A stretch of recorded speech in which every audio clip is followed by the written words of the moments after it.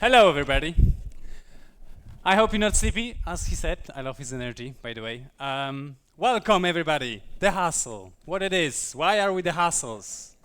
What is this about? This presentation will be about stress and burnout. Why stress? Because I'm stressed as fuck. This is my first presentation, so be gentle, please. My name is Paweł Dancewicz. I work at Columbus. Please note. Thank you very much. Inspiration for my presentation today came from Ola Kunish. Met her in March on Boiling Frogs, and her presentation was awesome. I have it in my recommendation section at the end of this presentation. We'll be back there later. Okay, let's go. There's nothing new about stress. There's nothing new about stress leading to burnout, especially in IT. Why IT? Because there's a very specific factor that makes us very vulnerable to some stressors.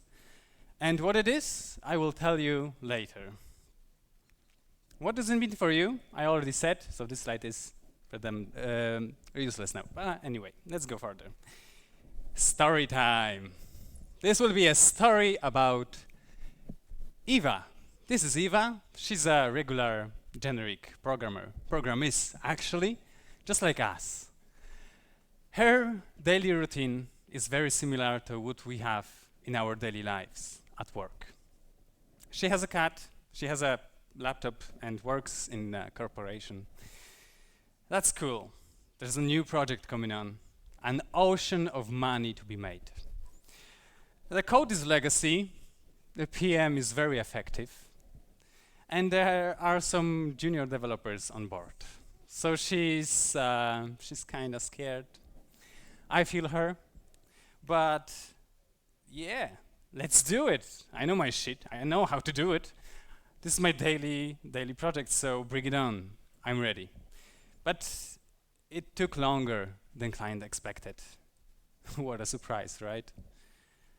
And sometime later, she didn't even notice when the stress prolonged in her body. Her habits changed. She developed new habits like fast foods, cigarettes, and generally kinda moody. At this point, she's kinda tired after a year of working at this project. She's going to her team leader and saying, listen, Patrick, or whatever, I'm tired, and it's not easy for me. So he said, yeah, we can work on it. Listen, you gotta try some time management techniques, something that will boost your productiveness, because at the end, it will increase your life, the quality of your life, and also your output, so that's cool, right? And she said, yeah, that's cool. There's so many tools I can use, right? There's so many things on the topic I can see, and I can learn, and I can change my habits, and I can be more productive and more effective, and that will be cool. And she became, at one point, the absolutely productive guru. She knows every channel on YouTube, every book, whatever. But there's still one problem with that. She's still stressed. Because that's what we humans do. If we earn a little bit more time here, we will spend it later, more probably at work. So the burnout began. And how to spot a burnout? Eva, she complained that she's tired all the time. She have trouble sleeping. She's moody, a little bit apathic. She's sick more often than she used to be. Her muscles are stiff, especially the back. She's frustrated from time to time and feeling bad that she's not delivering as much as she used to. And this is not great. I should be doing more, she said to herself, just like half of you, actually. It's reflection time. At the start of Industrial Revolution, and basically in every factory, in every place, we can increase productivity by increasing the productivity, the effectiveness of the system. So production lines. Oh, sorry. So production lines, new planning, better machines, whatever. If you get new Mac M1, it's gonna save you some time because now the node modules will be building faster. But in IT, we kind of hit a ceiling with this kind of techniques, with this part of our work. So we started to push on ourselves. We think of ourselves as units that may be improved, and that's true. But there's a border, as an end game somewhere. So we're trying to be more productive and effective in our own way.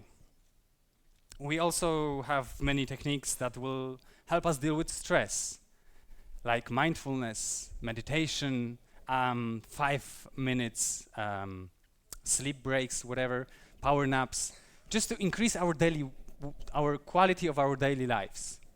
And doesn't it sound a little bit strange to you? Doesn't it sound weird to relax more efficiently? How can you do it? Be in 2 saunas at once? I don't know. And that's because we are, I forgot the name of the hormone, dopamine. Yeah, thank you. Dopamine regulated entities. And this is our reward. And we are getting this award when we are productive, when we are up to date, because IT is always accelerating, and when we are helpful to our team members, efficient, professional, of course, confident, how can you not? And disciplined, because it all requires discipline.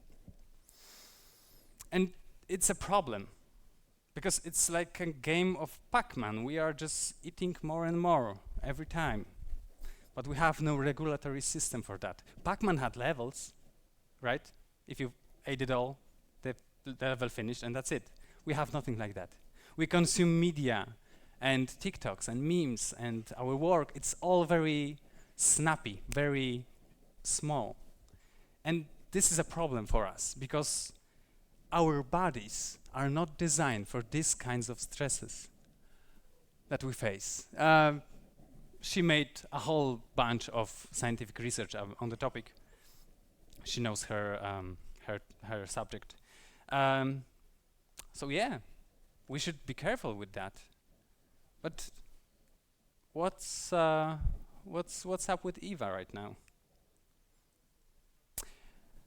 While commuting to work, she was listening to her favorite podcast, a podcast about China, and this was an episode about social situation in China.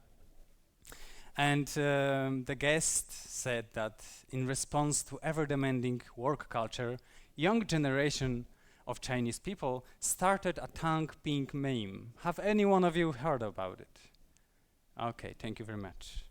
What it is, asked podcaster, that's a meme, basically. It means to lie down, do nothing, touch grass, as the Z generation says now. Escape the rat race, and just do nothing. And that sounded very appealing to poor, tired, and exhausted Eva. And she thought to herself, it would be so nice to just lie down. I don't care anymore, she'd think to herself. So she gathered her energy that she had left, came to her team leader and said, listen, I want to quit. I'm exhausted. And he said, no, please don't do that. Why do you want to leave? Because I'm tired all the time, and I didn't want to bother you with my problems. And he said, but please don't go. We really need you here. You are very good. This is Eva, right? Our girl. And he proposed a repair plan. Take a longer vacation, take a, sabbatical or whatever, get some rest, and go back when you're ready. So she did. She's on Bali now, happy and fulfilled. But how do we not get here where Eva is? Of course, we want to go up to Bali, duh. But How do we not get burnout? What should we be careful of? Yeah, this is the end of the story. Thank you very much, slide. This is the easy answer. Work a little bit less, take breaks, and that's it, right? Not so simple. The more complicated answer is a little bit longer. You should be doing all those things, like exercise, sometimes be lazy. Start perceiving yourselves through your work and work output. Start perceiving yourselves as persons. Yeah, take care of your hobby. Be more assertive, maybe use less phone. But most important for me is listen to your body. When you see the signs of stress, you should be careful. Because, okay, stress is fine, but prolonged stress is very dangerous. And there's not a single organ in your body that is not influenced by that. If you want to start slow, you can always take breaks at work. There's so many good articles about that. How to recharge yourself at work, because we are kind of like batteries. Shout out to my boys at Columbus, because I'm lucky enough to work in a mature organization which really cares about you and your workload. And that's great. That's really that makes me feel good on daily life, on daily basis. Yeah, I guess that's the end of my presentation. I have some sources for my presentation. I did a little bit overboard with that one. There's more on the topic. If you want the presentation, you can always find me on LinkedIn. I will send it to you right away. Thank you very much. Thank you.